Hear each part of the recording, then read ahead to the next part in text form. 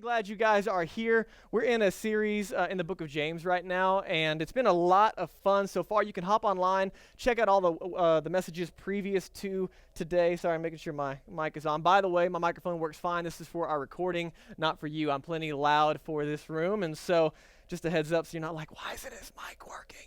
Okay, so really excited to have our conversation today. How many of you guys have ever had someone tell you that they're not religious? How many of you guys would say that you're not religious? Yeah, me either.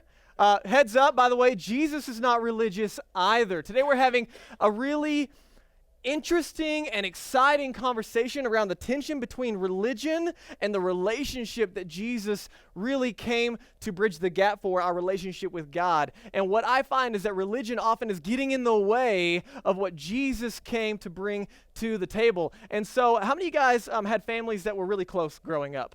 Like you could have hard conversations, good conversations. Okay. How many of you guys, not so much, you had like the families that weren't super close, you didn't talk about a lot? Okay. Well, as we build family, as we build community, we want to be one of those families that can have the tougher conversations, the awkward conversations, and the ones that need to be had because we value consistent transparency, we value relational investment, and we don't want to beat around the bush about things. And so today's conversation is going to be unique because it's going to potentially step on some toes, it's going to be encouraging, and we're going to laugh all at the same time. So you ready for just an emotional roller coaster? Yes, so awesome. All right, so Jesus' last words before he died. 3 words, probably pretty important. Anytime you have the opportunity to capture someone's last words, normally they're hopefully important unless they didn't know they were dying, and that was kind of caught off guard. But Jesus had an opportunity to utter 3 last words. I imagine he kind of yelled it or screamed it 3 words. It was, "It is finished." As he hangs on the cross, suffocates, and dies, Jesus yells those 3 words, "It is finished." Now, the "it" that he is talking about is very, very important. So you might ask the question, what is finished? Laundry? Or, I mean, because that needs to be finished. Like, what are we talking about that was finished? And what Jesus was referring to was the work that God had sent him to the earth to do. Jesus' work for us, in our place, for our sin, to save the world and bring us back into a relationship with God. That is the "it." The work that Jesus came to do was finished when he gave his life for humanity on the cross, ultimately to save us from sin, from death, from hell, from the devil, and from the wrath of God. Jesus experiences the wrath of God on the cross in our place, in the place of humanity, so that we can be brought back into right relationship with God. You encouraged yet? Okay, great. This is exciting. So, really, really big deal. Why? Because Jesus said it's finished. It's not pending, right? It's not like for 4 small payments of $19.95. It's yours. It's not Jesus plus baptism. It's finished if you get baptized or if you go to church enough. It's finished if you give enough, if you serve enough, if you read the Bible enough. It's finished for you if you pray enough, if you're a good person for a long enough period of time. There was nothing attached to the statement and the actual work that Jesus did on the cross. When he said it's finished, it was Jesus' complete work for humanity in our place, because our work can accomplish nothing. It's Jesus plus nothing. At any point in time, here's what religion does. Religion likes to creep in and try to mess up Jesus' work on the cross. It says, yeah, Jesus' work was enough, and it is finished, but you also need to do this. And you also need to do some of this. And you know what? If you don't feel bad today, you know what? You should have a little bit of shame and a little bit of guilt. And you know what? You didn't spend quite enough time this week with God, so you should feel bad about that. Or you know what? You didn't say it out loud, but what you were thinking the other day, we got to correct some of that behavior, and we got to get some of this in order for it to really be finished. And religion likes to creep in like that creepy thing from Stranger Things, right? And it starts out as a blob. I'll stop there. If you haven't watched the new season, it's scary and awesome, okay? But religion creeps in with its slimy self, and religion has a lot that it says, and it does very little. And we're going to have a conversation around that today. So James is going to have this conversation around the idea of faith. And I don't know where you walked in on your faith journey. If you're a follower of Jesus, maybe you're not a follower of Jesus. Maybe you belong to a different spiritual background. Maybe you grew up around religion and it's really left a bad taste in your mouth. But we're going to talk about faith and define faith. And so it's like taking when we talk about faith, it's trusting in Jesus that what his work was enough. And so it's like taking dead technology and plugging it in, okay? So this is my Fender Telecaster. This is my baby. I love this guitar. I have a matching amp somewhere. There it is. And they're orange and they're beautiful. And this guitar was meant to be plugged in. You with me? Can I play it when it's not plugged in? Yeah, I could. I don't know if you can play guitar, can you? Right, yes, I can. And it can be played without being plugged in. But it wasn't made for that purpose. When we put our faith in Jesus, it's like plugging into that power source. Just like dead technology or this dead guitar comes to life when you plug it in. And so it is when we put our faith in Jesus, we go from spiritually dead to spiritually alive. Does that make sense? And so as we're having this conversation, it's also, Jesus used the example of a tree and its branches. Okay, I don't know if you're familiar with trees and branches, but you've probably seen a few, right? Okay, so really easy example. Jesus said, hey, listen, trusting in me is like the tree and its branches. You're the branch, I'm the tree. What's the branch's job? To hang on, right? It's not the branch. You ever seen a branch out there like just hanging on to a tree, like screaming and yelling, trying to produce an apple? Like, right? No, that doesn't happen. What's the branch's job? To hang on to the tree. It's the tree, it's the root system that provides the branch with the nutrients it needs. It's to work internally through the branch that produces the fruit. Does that make sense? So we're having a conversation that faith in Jesus, once you get attached, it's like a branch on a tree. And Jesus' work for us then does something in us that then starts to work through us. Are you with me? Okay, we're going to get there. All right, so as we're in the book of James, James is writing to some religious people. And so I don't know where you walked in today, and so you're going to have to put your own pair of shoes on, depending on the conversation. But James is Jesus' bold little brother. He was not a follower of Jesus before the resurrection. He thought he was crazy. Jesus died, got back up, knocked on James's door, and he's like, oh, hey, you. All right, guess you weren't lying. And so James becomes a follower of Jesus after his death, burial, and resurrection. And so now James is functioning as a pastor. He writes a letter to some early Christians. You have a lot of Jewish people who are becoming Christians. And so they grew up religious. They grew up with the rules. They grew up with a lot of talk and performance and good works. And so now James has come along and he's going to say, hey, listen, Jesus' work was enough. What Jesus did is all that you need. And what Jesus did starts to do something in you. Once you trust in Jesus, once you plug into that power source, Jesus starts to do a work in you that results in a work through you. And so it's not trying really hard to be like Jesus out here. It's connecting with Jesus relationally and the internal byproduct, just like a branch connected to a tree. How do you know an apple tree is an apple tree? Because it produces apples. How do you know an orange tree is an orange tree? Because it produces oranges, and so the byproduct, the fruit, the external result is the result of something internal. Religion flips it on the outside and it says, hey, why don't you try to spray paint some crab apples to make them look like they're the real deal, and why don't you try really hard and stick some fruit up there and maybe get a staple gun and let's see if we can make this thing look like the right picture. And religion is defeating. And so maybe you're here and you grew up in and around religion, and all you've ever seen, all you've ever experienced or heard is this dead, lifeless, boring, irrelevant, I have a lot of words here, hypocritical, judgmental, prideful thing that like heaps on the guilt and shame and is about behavior modification. If you've seen that before, there might be a reality that you've been running from church and running from religion for a long time, and unintentionally you're running from Jesus. And what you might not know is that Jesus was not about that. Maybe you're here and you've never been to church and you've never been really religious in particular in the first place. And so part of that is because it's always sounded stuffy. It's always sounded lifeless. It's always been laced with guilt and shame. You're like, I don't want anything to do with that. I understand that completely. Maybe you've been involved in other world religions, and so you understand the value of piety. You understand, maybe you believe in karma, and so you're trying to live a good life right now that culminates in good results at the end of your life, that something's going to pay off at the end for all of your good works. Or maybe you're in here and life is so crazy and life is so busy and it's been so hard that you're not thinking about any of this. Maybe you walked in and you're just trying to get the laundry done before the week starts, and you have meal prep to do tonight, and life has been hard. You're not thinking about any of this, and honestly, you just need some friends and some encouragement. I want you to know wherever you walked in on your spiritual journey today, this conversation is for you and me. So we're going to start in James chapter 2, and he's picking up the conversation again to a religious audience. So you have to understand, you might not find yourself in that shoe, so let's contextualize, okay? He asked this question: what good is it, dear brothers and sisters, if you say you have faith but don't show it by your actions? Can that kind of faith save anyone? It's a good question. First of all, what good is it?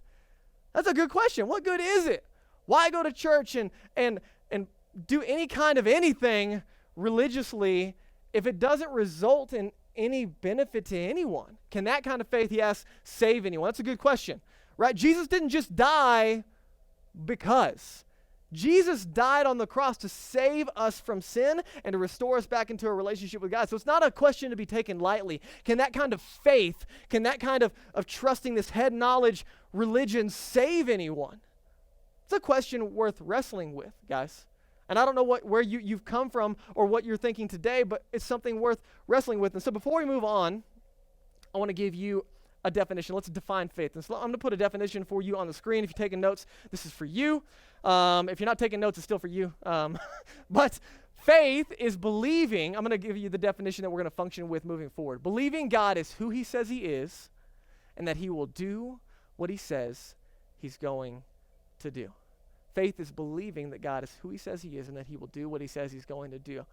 Faith is simply translated as a trust that God is God, that Jesus was God. He died in our place for our sin, died, was buried, rose again, and Jesus' work for us is enough to bring us back into a relationship with God if we trust him. Faith is just trusting. Now, let me give you an illustration because we get weird about this faith conversation. It sounds so ethereal, and it's like this thing out here that we talk about, and it's hard to put some tangible handles on. And so we went on vacation earlier this year to Texas, which is really not a vacation. I don't know why that was the destination, mainly because of family. But we were hanging out with family. We were in the pool, and Grayson, our son, our 3-year-old, just getting to the place where he is comfortable in the water on his own. And so he really likes the hot tub that's attached to the pool at my aunt and uncle's house because he can walk around the steps and not fall in. Like, it's just tall enough to where he's in enough that he's not hot, but he's also not floating without any control. So he likes to run around there. And I was hanging out with him in the pool, and so I was slowly like, hey, Grayson, jump to me, and trying to get him to come out into the middle where he can't touch. And he doesn't know that there's no middle yet, but I'm trying, hey, come on. And so he like looks at me, and he's kind of nervous, but then he like just slowly like falls forward into me, and I catch him, and I spin him around in the water, and then I put him back on the steps, and I step back a little further. I'm like, hey, man, jump to me. And he does, and over and over again, I would step back a little further until he was bored with it, and then he went and played with other stuff. But I was thinking about faith in this conversation. Grayson trusts me. As his dad, he's too young to have this conversation of, do you trust me? But when I say, hey, man, jump to me, he's not like, I don't know, Dad, last time. Right? There's no argument. There's no what ifs. He trusts me. And so when he knows that I'm going to catch him, he just does it. Okay, I want you to think about the religious people that James is writing to as a little kid standing at the edge of the pool. God is their good dad who has proven his love for them. And he's standing at the edge of the pool saying, hey, do you trust me? And they say, yeah, Dad, I trust you. And he says, okay, jump. No, ain't gonna do it. Right, and then I want you to see this conversation. The dad is, do you trust me? Yes, Dad, I trust you. Okay, jump. No. No, can't do it. All right, hold on. Do you trust me? Yes, Dad, I trust you. Okay, jump. No, not going to do it. Do you really trust Dad at that point? The answer is no, right? In case anybody was wondering, right? You can have lip service without lifestyle, and that's what James is going to get into now. It's like these religious people are standing at the edge of the pool, and they say, yeah, God, I believe in you. Yeah, Jesus, I know you're real. Yeah, that means a lot. But then the second that it has action-oriented, like, you know what? And they have all these theological arguments and head knowledge and justifications for why they don't behave a certain way, and we're going to see how James connects the pieces, okay? So that's our faith definition. You guys with me? Let's keep going. Verse 15. We're going to see 3 different kinds of faith that James is going to describe. The first one is a dead faith, And the second one is I'm going to call a demonic faith, and it's scary, right? Stranger Things. And the third one is a dynamic faith. 2 are counterfeit, 1 is going to be authentic, okay? Now, he's going to give a case study. Suppose you see a brother or sister who has no food or clothing, and you say, this is what religion does. Says a lot, does nothing. You say, goodbye, have a good day, stay warm, and eat well. But then you don't give that person any food or clothing. What good does that do? That's a really good question. Imagine you're in city group and you got a single mom coming to your group and they show up and bills are tight and she's worried about buying groceries for her kids this week. And she tells the group, hey, things are hard. I'm working 2 jobs and I could use some help. And then some smug religious person, listen, you know how sometimes religious people may just make you want to hit them, right? Like they're so, hey, like be warm and filled. I'll pray for you that you get a check in the mail. No, the check is in your purse. It's in your wallet. Just write it. You're like, oh, man, like I'll pray that you find some food this week. No, the food's in your fridge. Just go get it. You're right. You see the tension here? Or imagine that you walk your kid to the bus stop and there's a kid out there in the middle of winter and they're shivering and they're cold and they don't have a winter coat. And every week you see this kid who is just freezing to death waiting on the bus. And you say, hey, man, be warm today.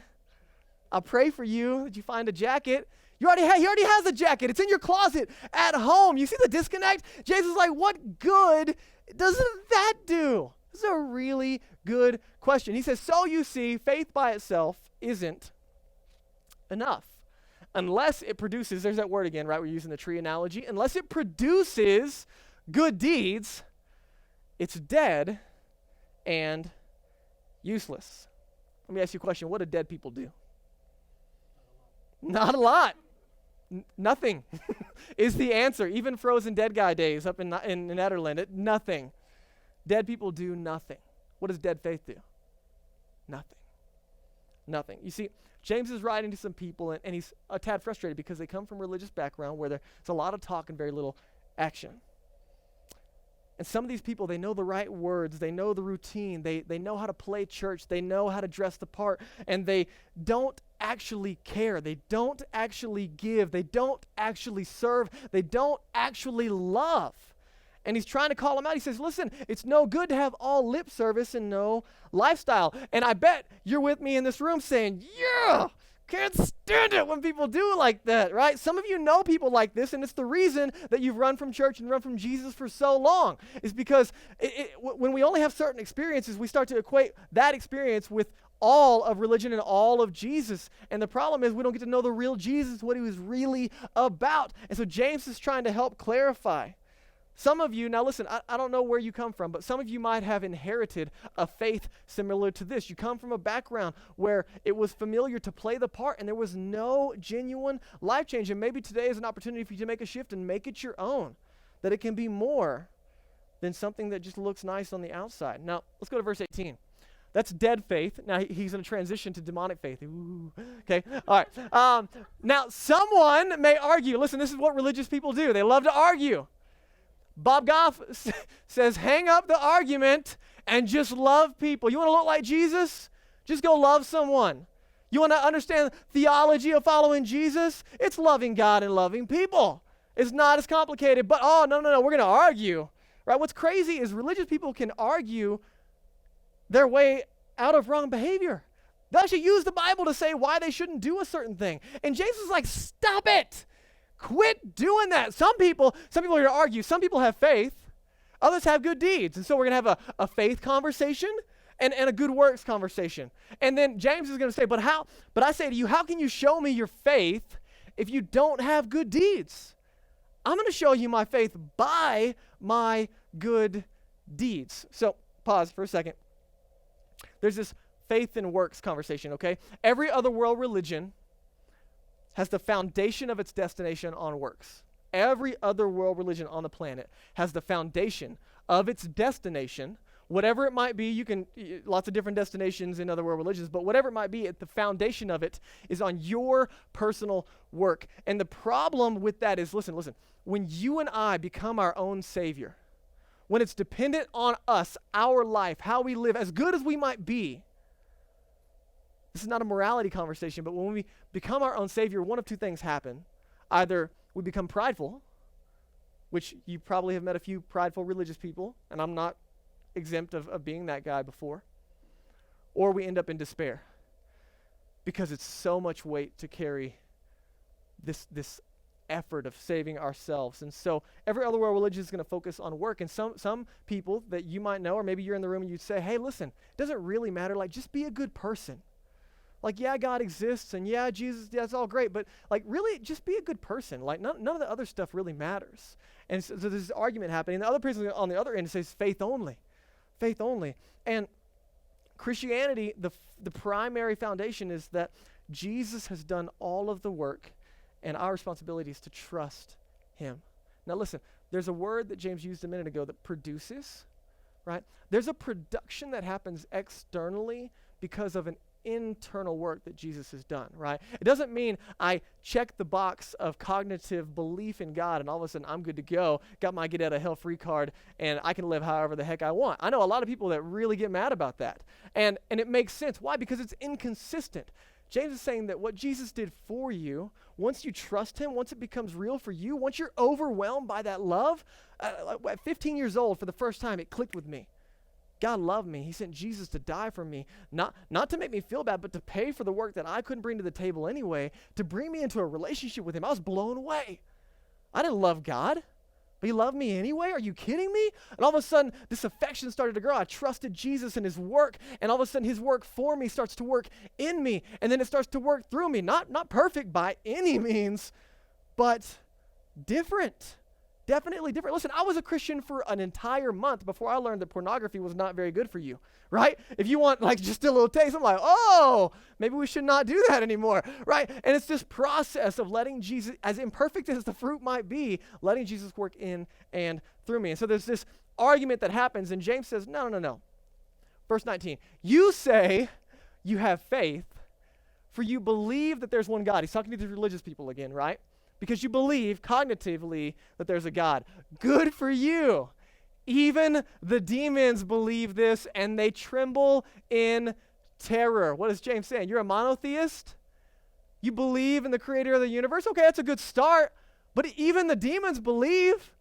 But you know what? Cognitive belief does not translate to heart knowledge. It doesn't necessarily mean that there's genuine affection. Listen, you can have information about Jesus without an affection for him, right? The demons believe in Jesus, but they don't love Jesus. They don't want to submit to Jesus. They don't want to follow Jesus. What makes someone a Christian is trusting that Jesus' work was enough for us. He becomes the CEO of my life, if you will, and I begin to submit to him, not perfectly, but out of love. I don't have to go to church. I don't have to read the Bible. I don't have to love my neighbor. I get to. Because God's love in me is working through me, and it begins to develop a love for the things that he loves. This demonic faith is a head knowledge. Let me ask you a question. Are the demons going to be saved? No. They're in complete rebellion against all that Jesus came to bring for us. What Jesus finished, they're in opposition to. Demonic faith is a head knowledge without a heart knowledge, and then it doesn't end up a hand knowledge. Does that make sense? It's not enough to know. It's not just cognitive belief. It's a genuine affection. What has that knowledge done for you? And listen, this is where it gets tense. This is where family conversations kind of get tight, and you're like, okay, this could be a little awkward. But listen, it doesn't do us any good to not know the truth, to know what Jesus actually taught, to know what he actually came to bring. We've got to get to the root of the issue. And so James is asking this question. You might have a knowledge of Jesus, but do you actually know him? Right? Like, to know a celebrity, right? Like, well, never mind, you don't know who that is. I was going to, like, boast a little bit about someone famous I met, but you don't even care. So the point is, right, you know how, like, we can say, like, oh, I know that person. And you know how you know someone and then you, like, really know someone? There's an intimacy in that word, know. That's what he's inviting us into. He's like, okay, have you met Jesus? And what has he done in your life? What has he done in your life? Because you can't meet Jesus and not change. That's James's point. Verse 20. Verse 20, he says, how foolish. Can't you see? And again, man, you can just hear how irritated he is with the religious people, okay? Can't you see that faith without good deeds is useless? What good is it to go to church and not live a life that has any impact anywhere else except for the 1 hour that you're sitting in a chair. And he's going to use two examples. Now, we don't have time to go into them today, but I'm going to give you the overarching principle, two examples from the Old Testament of people who trusted God, and you could see it in their lives, okay? He says, don't you remember that our ancestor Abraham, again, these religious people would have known exactly who he's talking about, so he's trying to make a point, something that hits home for them. Don't you remember that our ancestor Abraham was shown to be right with God by his actions when he offered his son Isaac on the altar? You see, his faith and his actions, they worked together. His actions made his faith complete. And so it happened, just as the scriptures say, Abraham believed God, and God counted him as righteous because of his faith. He was even called a friend of God. You see the intimacy in this conversation? So you see, we are shown to be right with God by what we do, not by faith alone. You might come to me and say, Drake, do you love your wife? Yeah. Love Danielle. Do you spend time with her? Not really. You talk to her a lot? No, not really. You ever do anything nice for her? No, not really. You guys even live together? No, not really. Right? All of a sudden, you say, wait a minute. I thought you said you loved her. I love her with all of my heart. You say, you're a liar, dude. You don't even live together. You don't love her, serve her, spend time with her, talk to her. You know what? Don't judge me. You don't know my heart. You ever heard that before? You don't know my heart. I love her. The problem is your heart overflows into your hands. And I'm not judging you. I'm just observing the external byproduct of your life. Does that make sense to you guys? It's heavy, right? Let's keep going. The next verse, he says, Rahab, another example, the prostitute. That's what you want on your resume, right? Like this is, so if we're talking about people like who are in right relationship with God, who have a lot of street cred, we don't normally start with prostitutes, but that's what James is going to use on purpose to show that no matter what has happened in your life, you can have a right relationship with God. This is huge that he would use this example. Rahab the prostitute is another example. She was shown to be right with God because she stopped being a prostitute. No. By her actions when she hid those messengers. By the way, I think she did stop being a prostitute. Just thought I'd clarify that. When she hid the messengers and sent them safely away by a different road, God's people were in danger of being murdered. She hid them, believed in God. Just as the body is dead without breath, so also faith is dead without good works. So Abraham puts his faith in Jesus, and you could see it. That's the point. Right? He puts his faith in, and there's an external byproduct. Rahab puts her faith in Jesus, and you could see it. That makes sense to you guys? And so there's got to be this correlation. Now, let me give you a verse, because this is one of those topics. Now, I think I said in the beginning, it gets confusing, because we're like, wait a minute, I thought it was Jesus alone, but apparently it's, I gotta show it, but then, isn't it Jesus? And so let's go to a verse to confuse you even more, okay? Ephesians chapter 2. This is where people are going to say, oh, there's contradictions in the Bible, that's why I don't believe it, right? So this is one of those opportunities where James 2 and Ephesians 2, they're going to say, there's a contradiction. God saved you. Paul is writing to new Christians, and he's reminding them, God saved you by his grace. Grace is something you don't deserve. Think of it as a gift. God saved you by his grace when you believed. Not when you showed up at church, not when you worked really hard, not when you finally became a good person, when you believed. And you can't take credit for this because it's a gift from God. Salvation, listen, is not a reward for the good things we have done.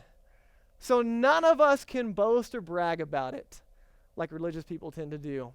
For we are God's masterpiece, and he's created us anew in Jesus so that we can do the things that he planned for us long ago. Who's confused? Which one is it? Right? Well, James is like, listen, you got to have some stuff to show for it. And Paul's like, nope, no works. Works don't count for anything. Who's right? Yes. Yes. Let me give you an example. Let's say you go to the doctor later today, hopefully for nothing serious. And two different patients, two different rooms. The doctor walks in. I don't know why you would know this information if you're sitting in the lobby, but let's just say you do. Okay. The doctor walks in, and to one guy, he says, hey, man, listen, you have got to go on a diet. You got to start eating better. You got to take care of yourself. You got to drink a ton more water. You got to back off the Red Bulls. Let's get you on the treadmill a little bit. Let's go for a few hikes. You got to work out at least 15 minutes a day every day for the foreseeable future, or you're going to die. Okay?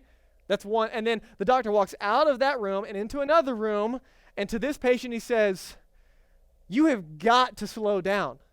You have got to rest. You have got to stop working so much. You need to go take a nap. You need to quit working out so much. And then he walks out of the room. Contradiction? No. Two different patients. Right? Not a contradiction. Two different patients.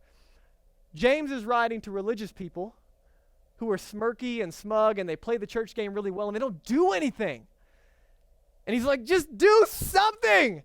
And Paul is writing to brand new Christians who probably come from a multi-plurality of religious background where it was works-oriented. And so they trusted in Jesus. Jesus' work was enough. Jesus did all the work. I get paid for it. But then they keep showing up every Sunday. Wait, are you sure I'm doing enough? Like, are you sure it's okay? Like I said a bad word this week, so am I still good? Like, or I yelled at my kids because I lost my temper over here. And then, am I doing enough? And Paul's like, just calm down. What Jesus did was enough. Not perfect, but different. See the difference? Two different patients, two different conversations. Let me give you the big idea of our conversation today as we wrap it up. The life of a Jesus follower is not me living for Jesus. This is so important. It's Jesus living his life in and through me. The big idea.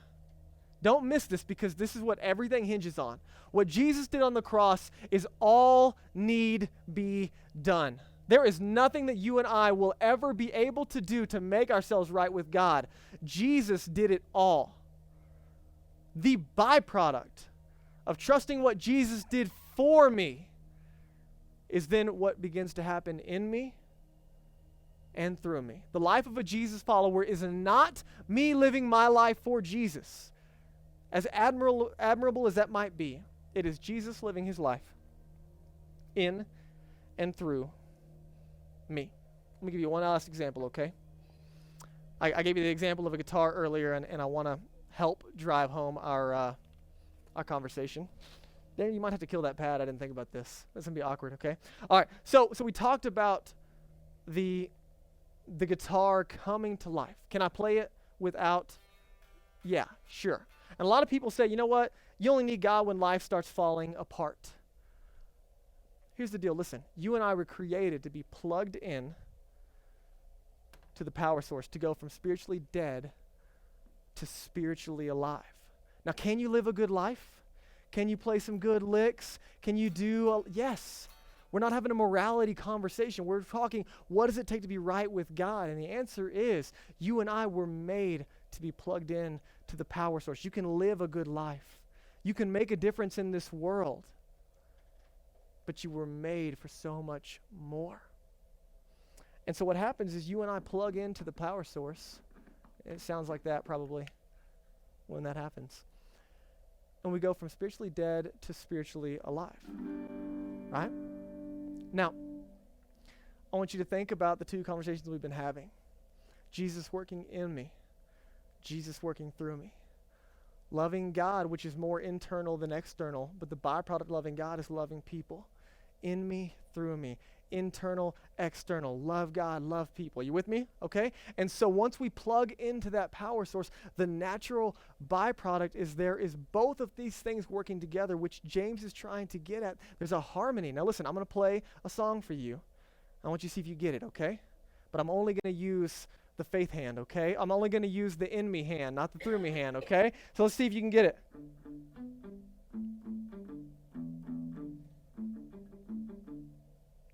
Pretty sweet, huh? Right?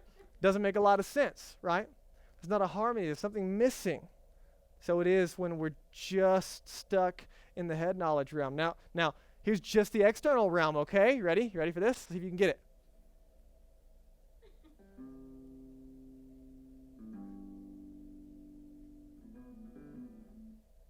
Pretty sweet. Yeah?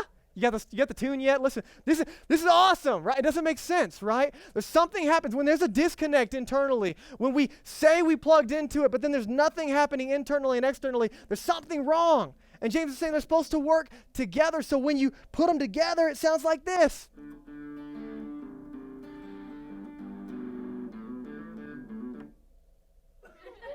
Yeah! That's, one more time.